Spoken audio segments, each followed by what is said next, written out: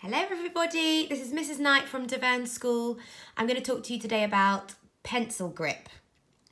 So lots of children when they're first starting to write naturally hold a pencil like this to do their mark making. Now although this is fine to start with, once children are attempting to write things like letter sounds or their name, or they're trying to draw a detailed picture, it's important that we try and get them using the correct grip.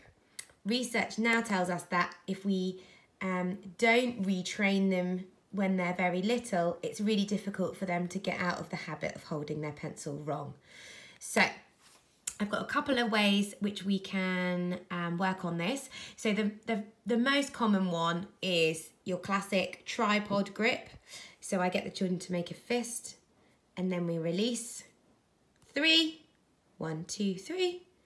And then their fingers are in the right place to hold their pencil. What I'd typically do is put the pencil in their hand for them. But I've only got one hand, so I'll put it here. And then I will show them that it's really important to rest the rest of their hand and ideally their whole elbow on a flat surface for writing.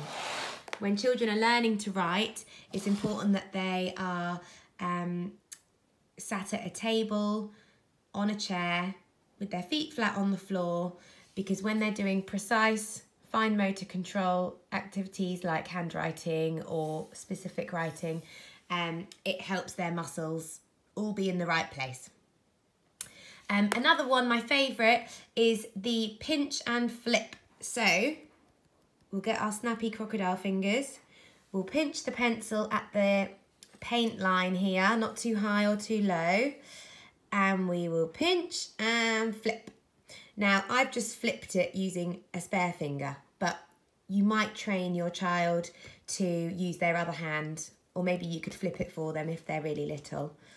And then you're naturally in the right place to get on with your lovely writing.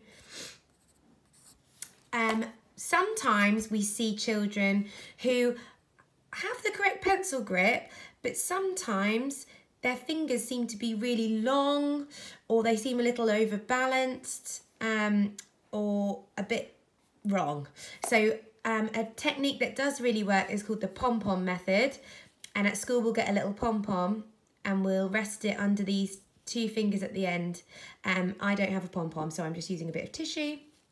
You could probably use a counter or a penny, maybe not a penny.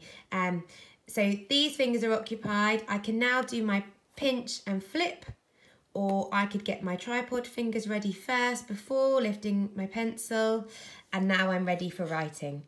I hope these have been helpful, and let me know if there are any more questions, and I can't wait to see your writing.